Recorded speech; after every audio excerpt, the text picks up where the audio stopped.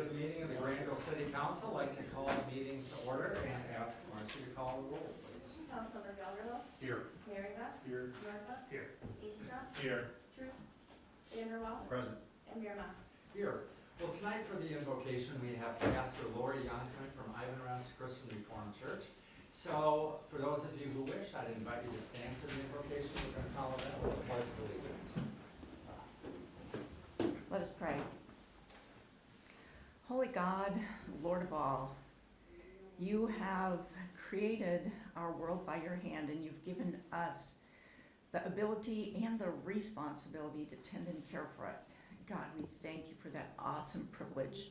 We thank you that together the leaders of our city, leaders in schools, leaders in churches, leaders here at this city council have the ability and just the great joy of working together to care for our city, for our world. We ask that tonight, as they deliberate, discuss, make decisions, that you would guide them, put wisdom in their hearts, in their minds, and compassion and care for the people who live and reside here.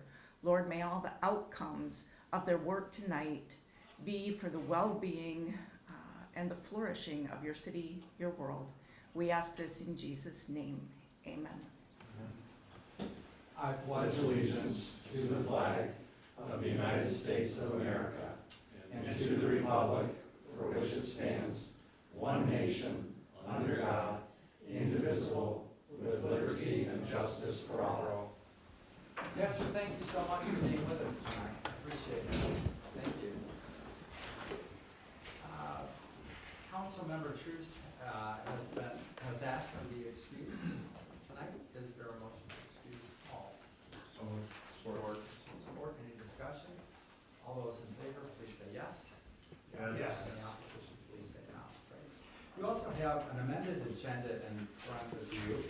One item has been added, and that's authorization to change order to the fire station RIM panel system with some supporting material page behind it. Is there a motion to approve the amended agenda? So support. Motion and support. Any discussion? All those in favor, please say yes. Yes. Yes. Any opposition, please say no. We also have the minutes from our last meeting, March 25 regular meeting. You've had a chance to look at those. Is there a motion to approve those minutes? So moved. Motion Support. and support. Anything anybody wants to comment on? Any additions, corrections? If not, all those in favor of approving, please say yes. Yes. Any opposition, please say no. Great. We also have bills tonight in the amount of about $208,000. And Ken, anything you'd like to comment on before we open it up for questions? It's a smaller list tonight, but that just means the next one will be bigger, the way that works. But there really wasn't a whole lot that I noted tonight. A couple of bills caught my attention on page 3.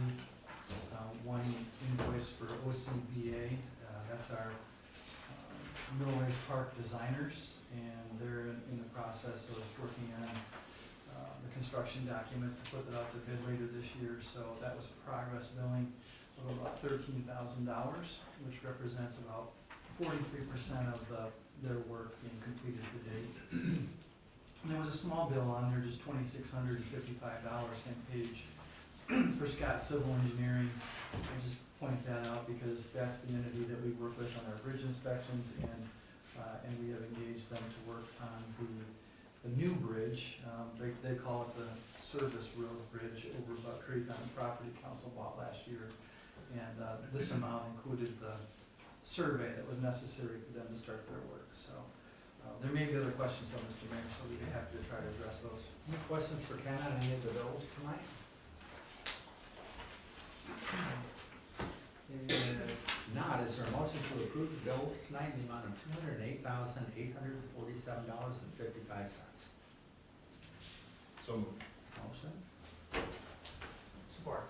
and support. Final questions, comments? Marcy, would you call the roll, please? Councilmember Merringa. Yes. Norhuck. Yes. Steenstra. Yes. Vanderwall, Yes. Gelderlos, Yes. and Mayor Mas. Yes. Well, tonight we have a presentation about recreational vehicles by Chris Corey from McKenna. Chris, welcome. Thank you. Good evening, council members. As you're all aware, and actually at your direction, the Planning Commission has been discussing the rules around recreational vehicle parking and storage on residential lots. And tonight, the Planning Commission, or I've been asked to present 5 policy ideas that the Planning Commission is putting forward that they would like your feedback and comment on before they move forward to actual specific zoning language or other ordinance language, which we'll get to in a second, for your consideration. So those 5 things are, number 1, to ban on-street resident or recreational vehicle parking. There's some idea that that may already be banned, but it's not made explicit. So their proposal is to make that explicit in the appropriate location in your general code of ordinances. That, of course, is not zoning because it has to do with public rights of way. But that would be number 1.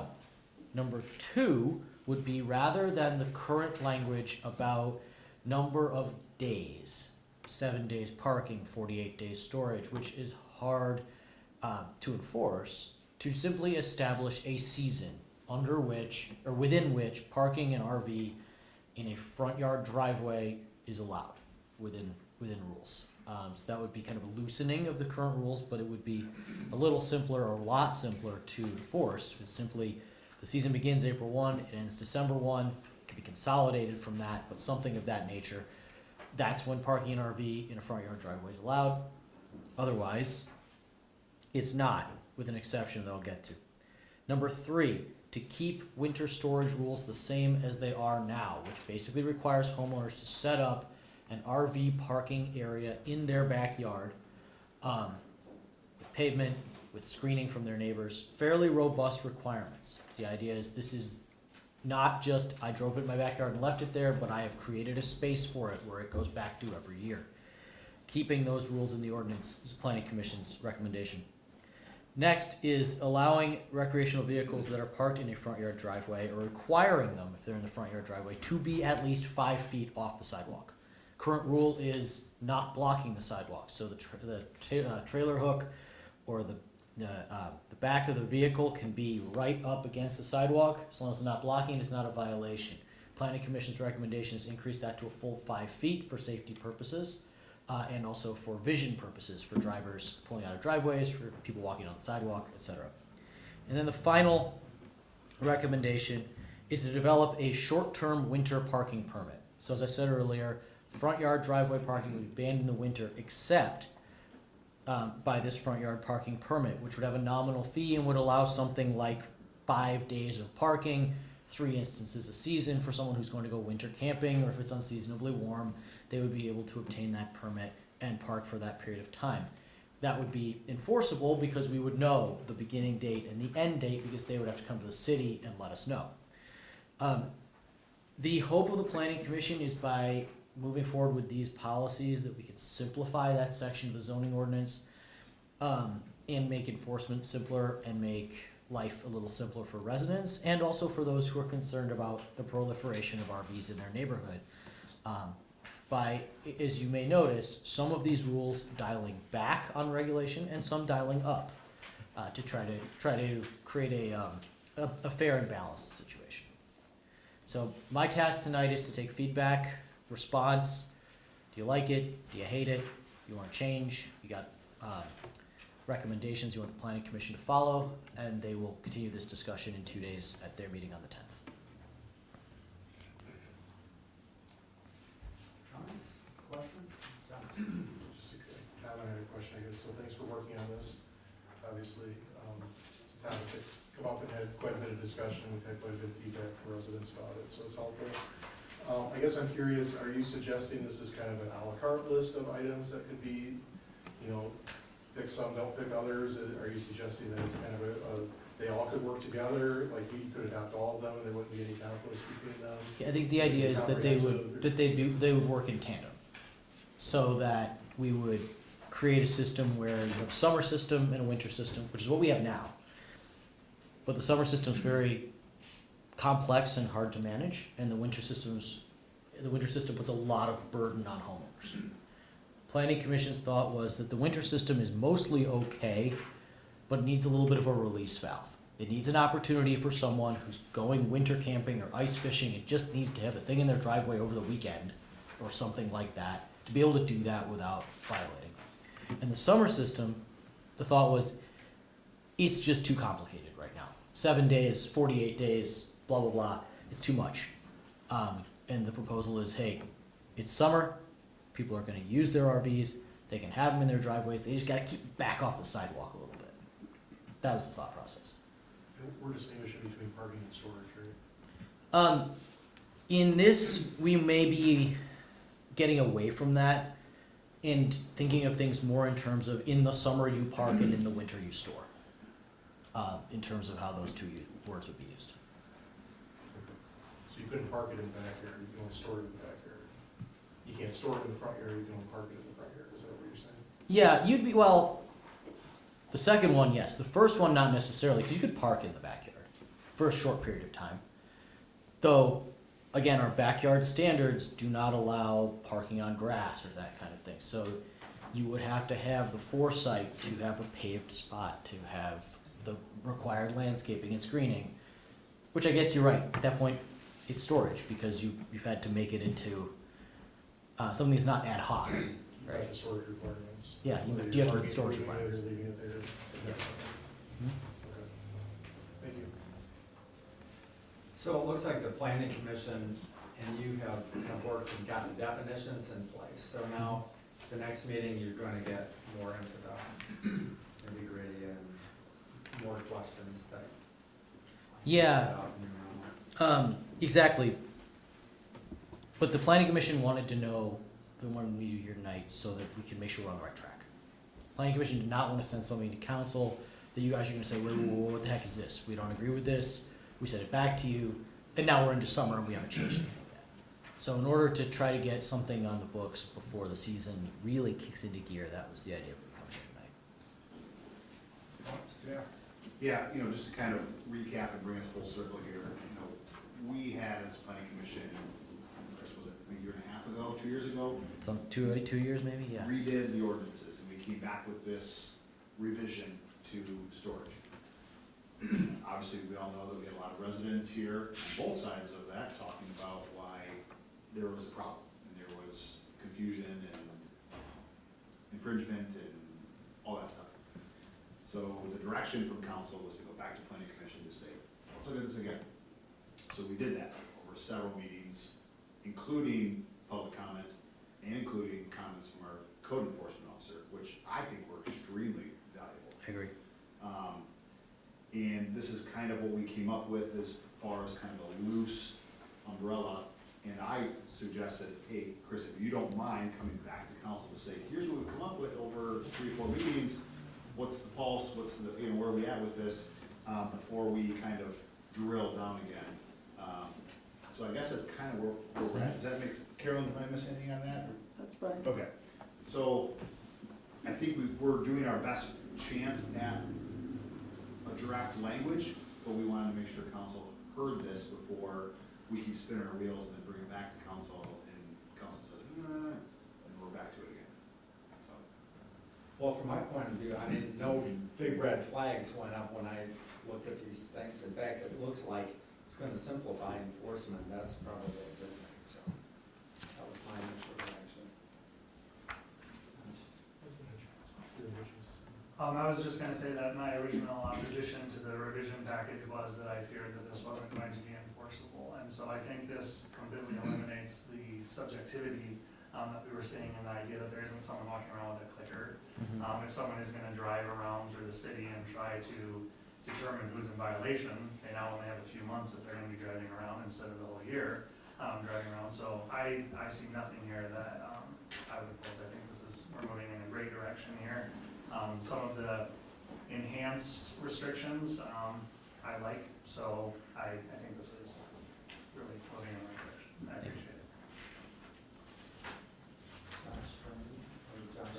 I was just gonna say, I think we could have some further discussion probably about the April first to December first and what the right season is for that, if we were to go with that. And then I'm curious, if we were to go with the prohibiting parking on the street of recreational vehicles, how many people, I mean, maybe Bo has an idea from going around and, you know, observing people that have RVs, but how many people are gonna be put out by that don't have a driveway that's long enough to park in, that's not encroaching on the sidewalk, that's gonna take them out of the, you know, that they basically would be unable to own a recreation or use a recreational vehicle.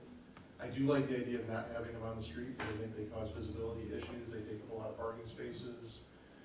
Some people tend to leave them there for quite a long time, you know, but on the other hand, you know, some people don't really have very long driveways either, and I'm kind of curious if that's gonna cause an undue burden on people that are, you know, disadvantaged with the driveway length in that way, I don't know. Actually, the planning commission did discuss that, and it was understood that these rules taken together might prohibit some people from parking or storing an RV on their property. It was, my understanding of the planning commission was that may be acceptable to them in order to promote safety citywide. But that doesn't necessarily mean it has to be acceptable to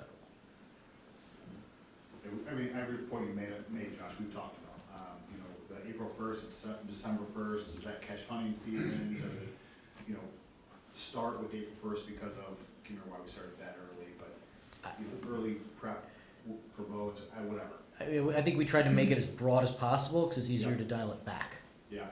so. But yeah, did we ask the question of who's responsible for on-street parking?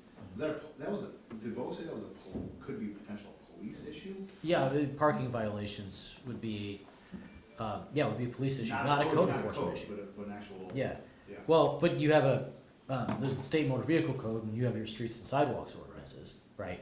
But they're not zoning, so it'd be a totally separate ordinance. And I think we talked about at the meeting that the way it's worded now, you could interpret it as prohibiting RVs already, but it hasn't been interpreted that way.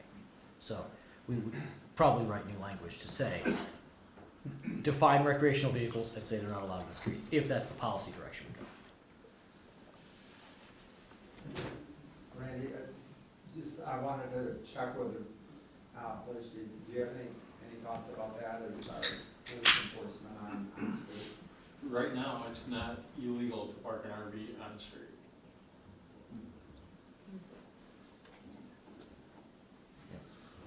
Randy?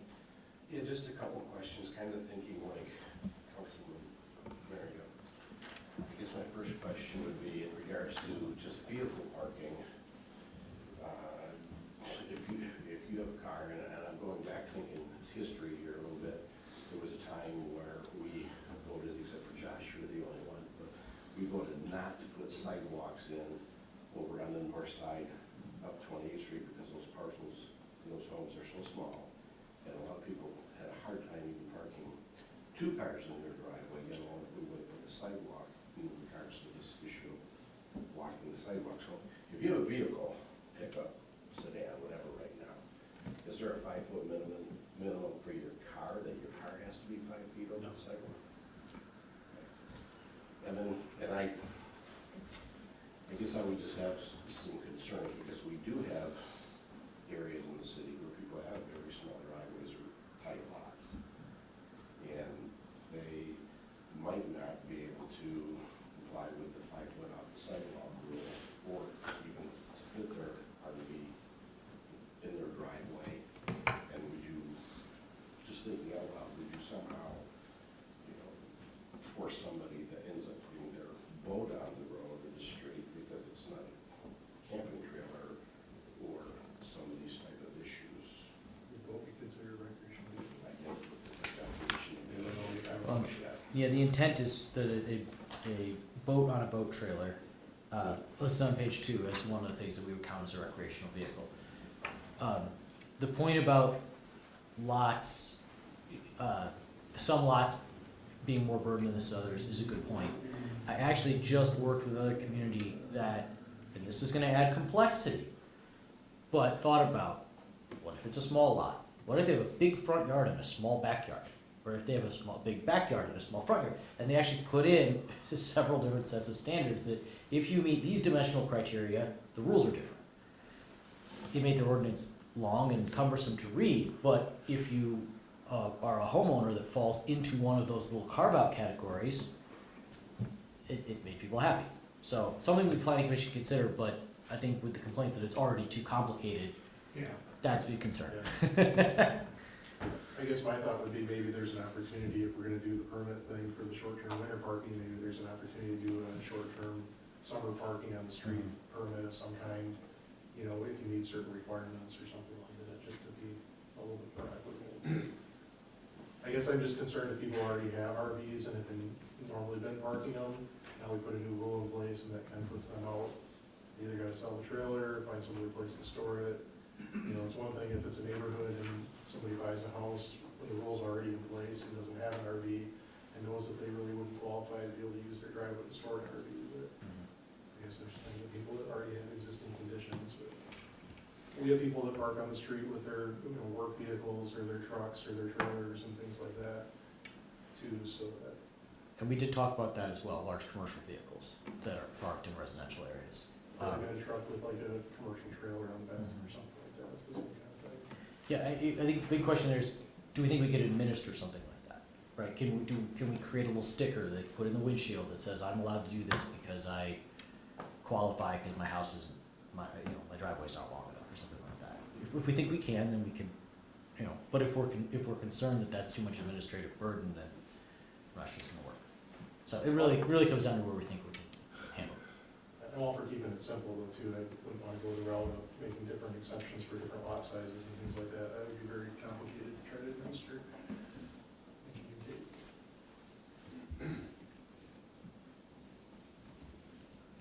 Randy? I think in some ways, it does create more of a burden to somebody who has a smaller home in the city, because they are probably in a demographic that as a percentage, more of them would have an RV type vehicle, versus if you live in one of the more expensive homes or larger lots, you're more likely to have a vacation home or someplace to go to, so it doesn't affect you. So just thinking that through, I do think you're, not I want to say targeting, but you are going to affect a group of people that has a higher proportion as a percentage of people who are likely to go camping in some of these neighborhoods, the smaller homes, the smaller lots.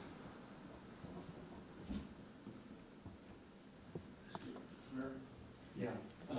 For the ban on street parking, two questions.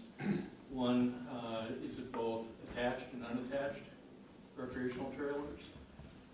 Yes, at least that's how it would be defined right now. Okay. And then just one consideration, if somebody comes in to visit somebody and they're driving in the mobile home, which is a recreational vehicle, then they wouldn't be able to visit somebody in unless there was room in the driveway for that vehicle parked, from my understanding of it. Yeah, that is an impact. I think that does go to is there a way we can do a short-term license permit, something that allows people to do it. With the big difference there between that and what we do now is the city would know about it. We'd have to know in advance. And that way it's a little easier to enforce. Let's call a spade a spade. We're here because some residents feel like they're being spied upon, and we're here because some residents feel like they're being spies. Okay? That's why we're talking about this again. Can we agree with that? Yeah. Okay? So what do we do to make it the most simple for our residents and make it the most simple for our code enforcement officer who is part-time, our police who also have a bunch of other activities to do, and not waste a bunch of time, resources, and effort on this? I don't know what the solution is, but I just wanted to get down to ground level and why we're doing this. And maybe there's no perfect solution that 100% of everyone is happy. And that's why every municipality has a different. Yes, we laugh about this topic at the office, frankly. because this is a very difficult topic that is hard for people to agree on, and frankly has to do with people's backyards, right? And their personal, recreational vacation choices. It's hard, but there are safety issues involved, there are aesthetic issues involved. And so, yeah, I think this is why the planning commission said, can we boil this down to a list of bullet points and then decide if we all agree on them? Now, it sounds like maybe a couple of them we do, but a couple of them we're still kind of hashing out.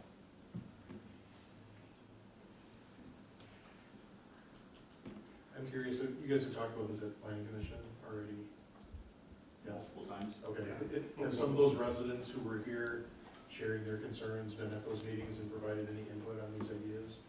Like, this will work, this won't work, this sounds good, this doesn't sound good, this is helpful, not helpful? We've had people come to the meetings and express their opinions and I'll follow up right with what JR is saying.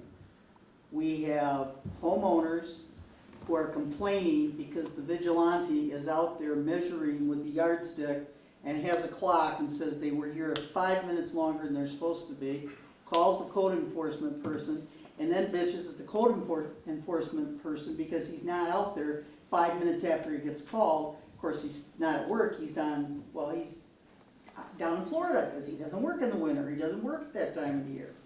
And we've had people come in and complain to us because when I moved to Grandville, yada-de-yada-de-yada-de, now all of a sudden I find out that I'm in violation because I've had the code enforcement person come talk to me. So we've had it all, and we know there's nothing, absolutely nothing we can do that's gonna make everybody happy. Not a thing, nothing that, Chris has gone over, nothing that JR and I haven't talked about along with the members of the planning commission. There is nothing that you can approve that's gonna satisfy everybody. The question becomes, what really is our goal? Enforceability we heard prominently, easing up so it was easier to understand. Those are the two main pieces that we got from council's directive. And that's what we've tried to do and still maintain some control so it doesn't become RV, whatever you want to call it, with RVs parked hither, thither, and yon.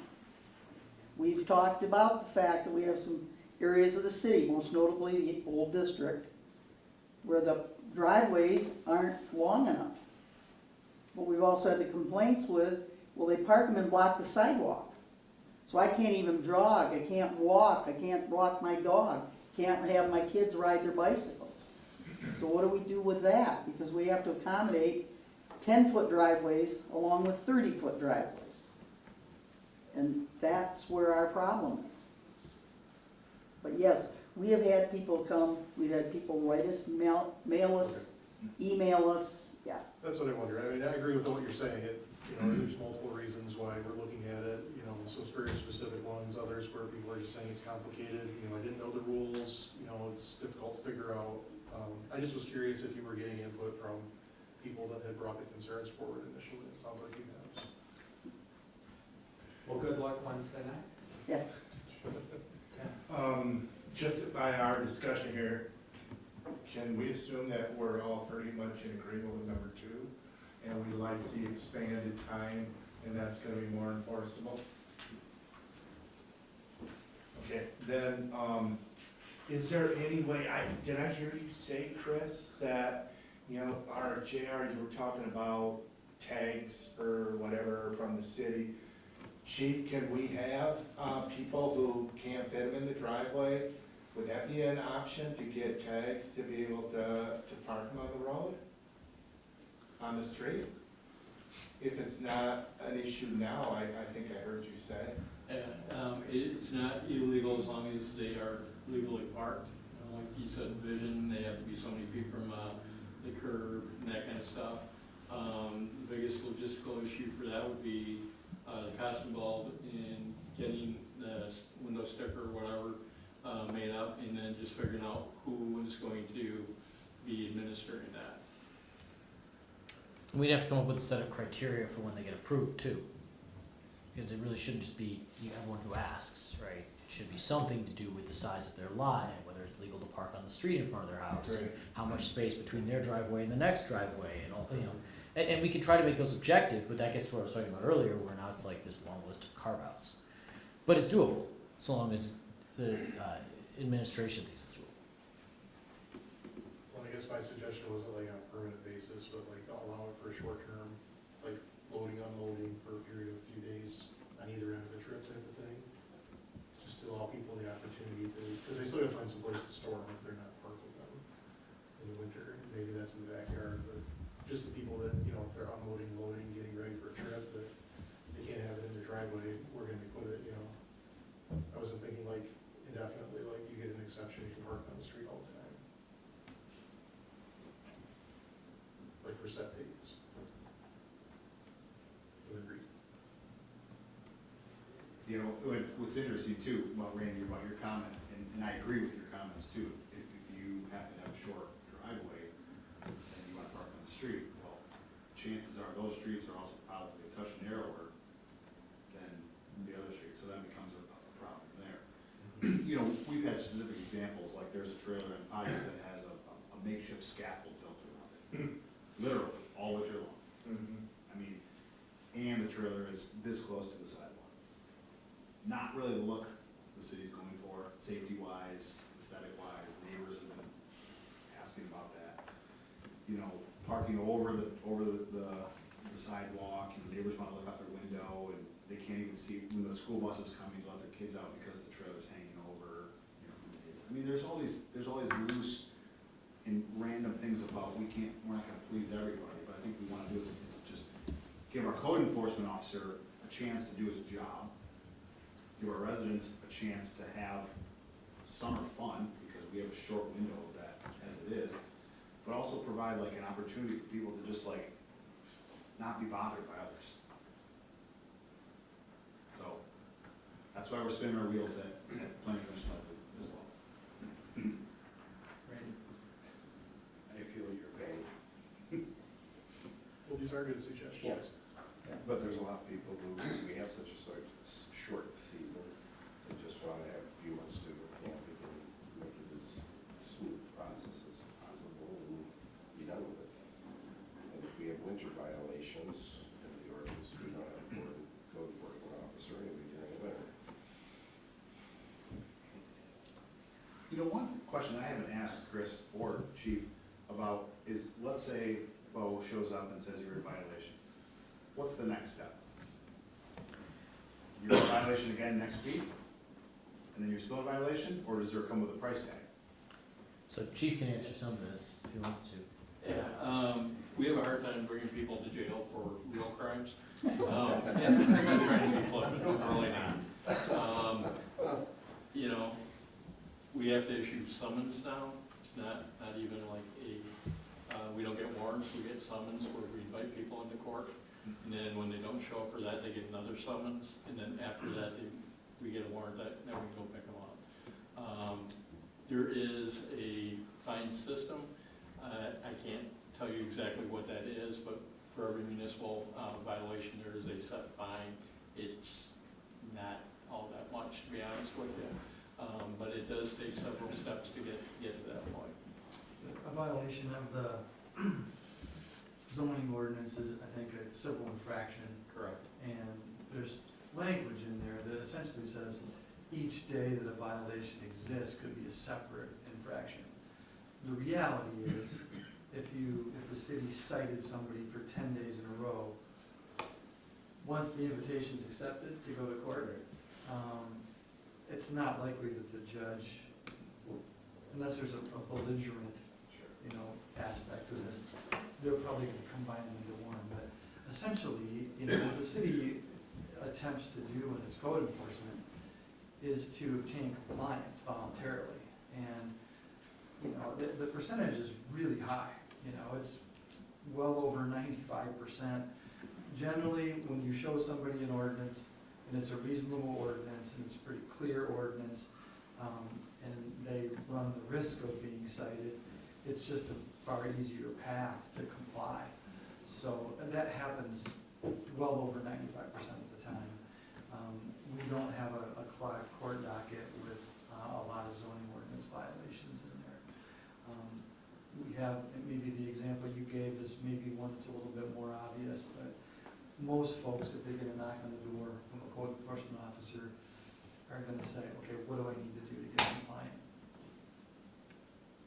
Yeah, I would agree with that. That it's really about compliance. The issue we have with something like this, though, is that you kind of getting at, JR. You can comply one day, then not comply, and then comply, and then not comply, just because you're moving your RV around, right? And which is a little different than, say, a shed built without permits that can be red tagged and, if necessary, bulldozed or moved, but it's going to take time, but it's also going to be permanent once it is. And that does make this difficult. But I think that was part of the reason that we talked about doing, hey, let's just a season. And there isn't a 5 minutes over. I guess there is a midnight on December 2nd or something, but there isn't a 5 minutes over that can like recur because you drove around the block or something like that, which the current ordinance admittedly has.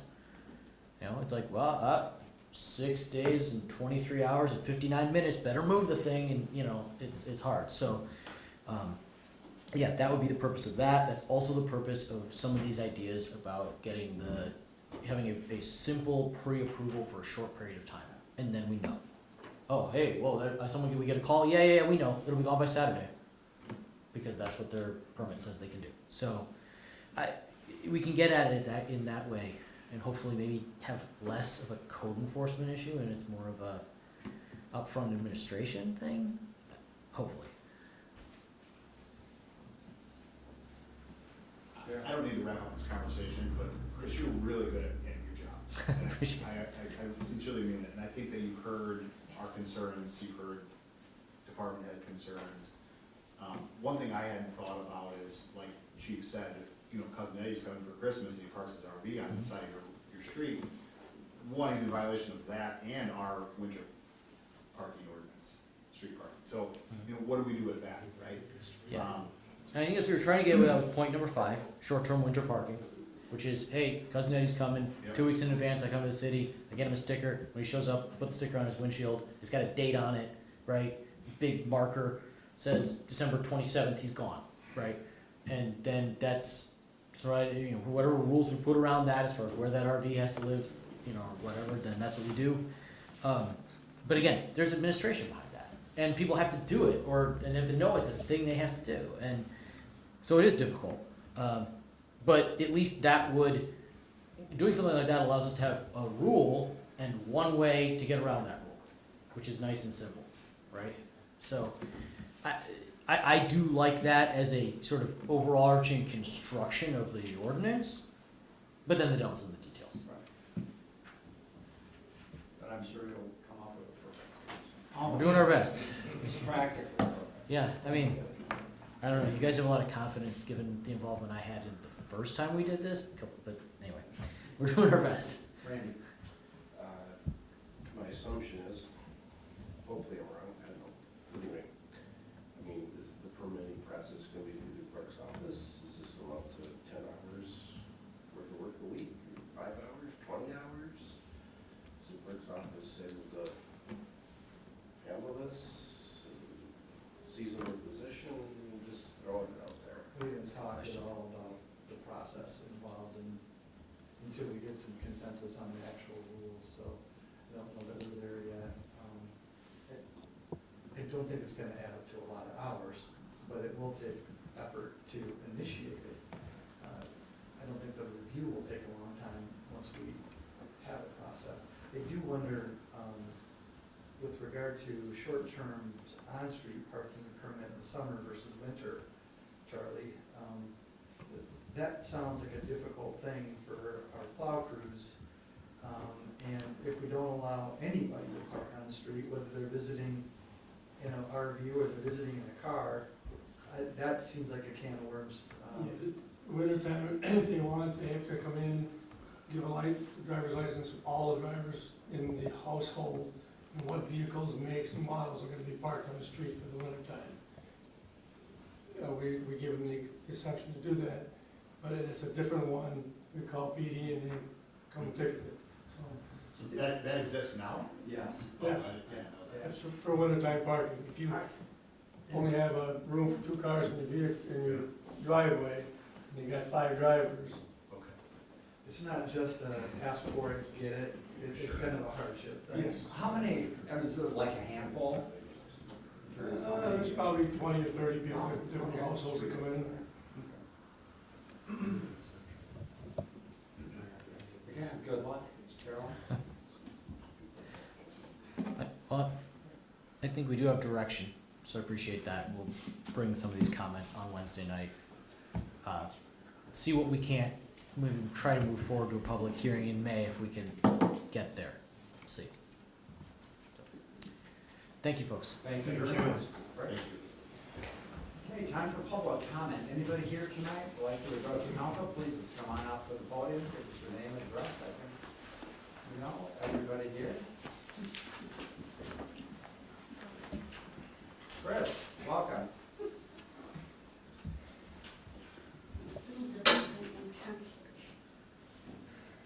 My name is Chris Stark. I live at 3165 Franklin, right here in Grandville.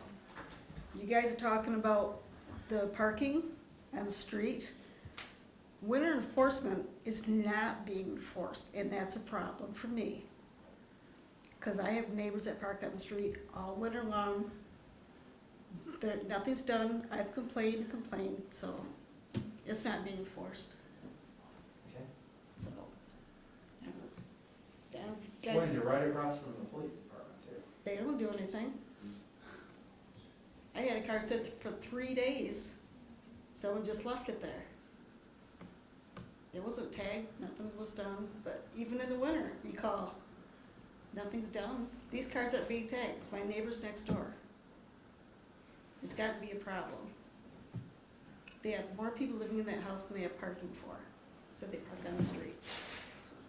So, Good. Appreciate your comments, Chris. my comment. Next time, just clarify, it's not this neighbor. No, it's not, it's one of the little homes. Oh, Randy's got a big driveway. It's got a big driveway. We're neighbors, but it's not me. No, it's not. For the record. It's the white house next door to me. Anybody else, public comment? Okay, if not, under ordinances and resolutions, we have ordinance number 317, that's dealing with animals, and we introduced and tabled it last time, so it's a motion to remove ordinance number 317 from the table. Motion to remove. Thank you. This is support. Support. And support. Okay. We discussed this at the last meeting, so I don't know if anybody has any comments or questions.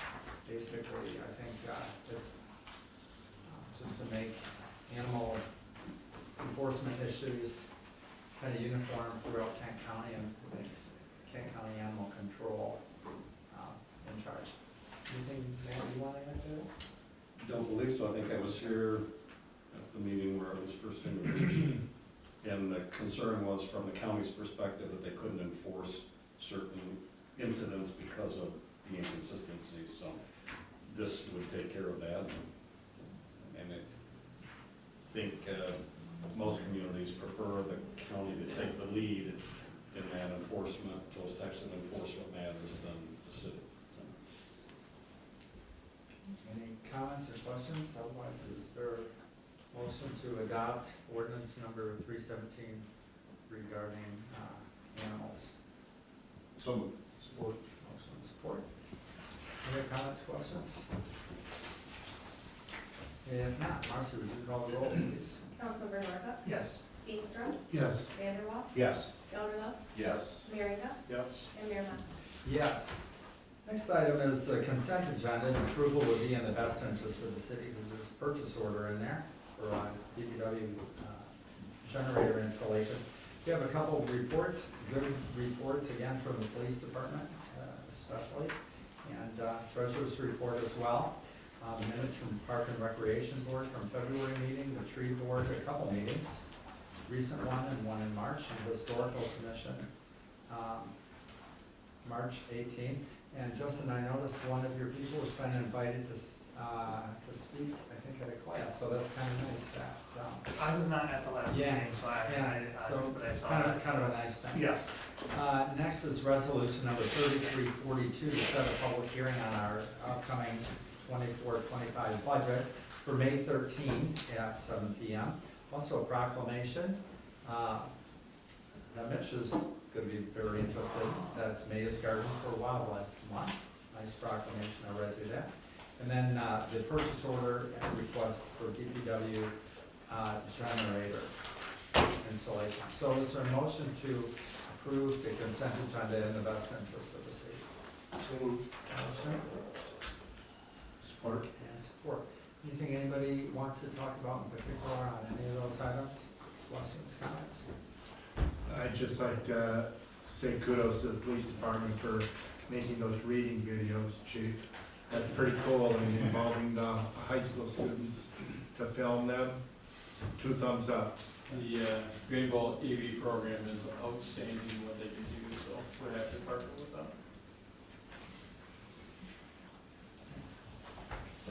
We have a motion and support. Marcy, would you call the roll, please? Councilmember Steenstra, Yes. Vanderwall, Yes. Gelderlos, Yes. Merringa, Yes. Norhuck, Yes. and Mayor Mas. Yes. Ken, city managers report. First item is 2024 street overlays, a lot of work. And bids came in a little less than we had anticipated, even though there's only one bid. There's only one bid A little less this year, than but it was a pleasant surprise that the number stayed within our budget projections. So, the amount being brought forward for council tonight, offered by Ruth Riley, is $857,905.62. So, between now and June 30, we're looking at pushing $1 million worth of street overlays, and there's no doubt they're needed. Council has a long list of streets that are included. I won't bother to go through all those because it's, a pretty big list. But we're excited about that, and we've worked with Ruth Riley a number of times without any issues at all. We are comfortable with them doing the work, so we'd like to ask council to authorize awarding the bid to them in the amount stated. Questions for Ken about that, the bid? If not, is there a motion to approve entering into the contract in the best interest of the city with Ruth Riley in the amount of $857,905.62 for paving work? So moved. Motion Support. and support. Any other comments, questions? Marcy, would you call the roll, please? Councilmember Vanderwall, Yes. Gelderlos, Yes. Merringa, Yes. Norhuck. Yes. Steenstra, Yes. and Mayor Mas. Yes. Ken, next item was a new item for tonight, so.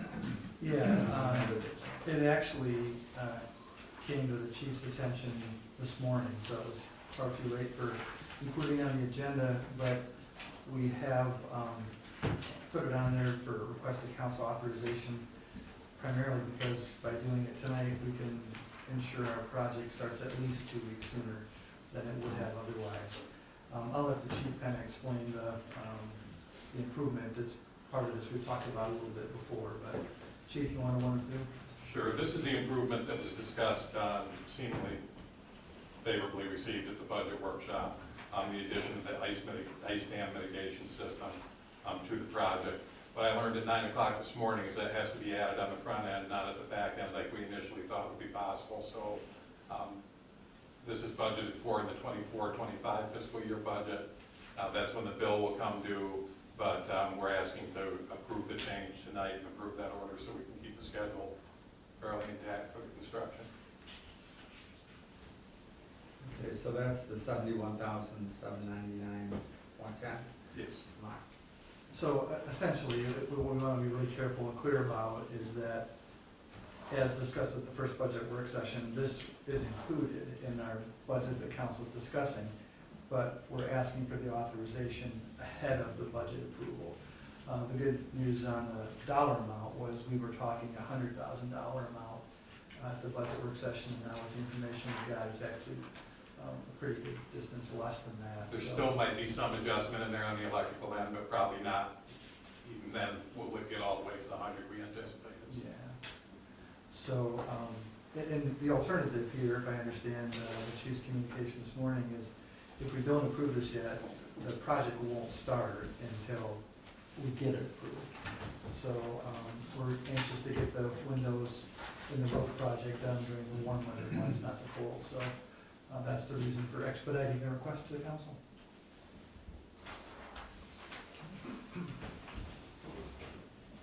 All right, so is there a motion to authorize this change order with Dyke House Construction, Inc. in the amount of $71,799.10 for work on the fire station? So moved. Motion Support. and support. Any other comments or questions? Marcy, would you call the roll, please?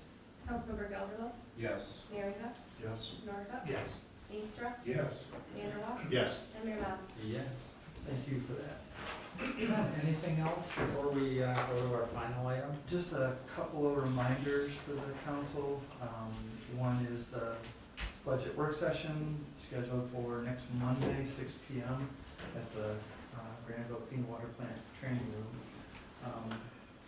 Hopefully you had a chance, you brought your budget notebooks in, and Jane was able to get the information that's new for this budget work session in your books. If you haven't, see her afterwards, so we can take care of that. We'd like to give you a full week to go through that.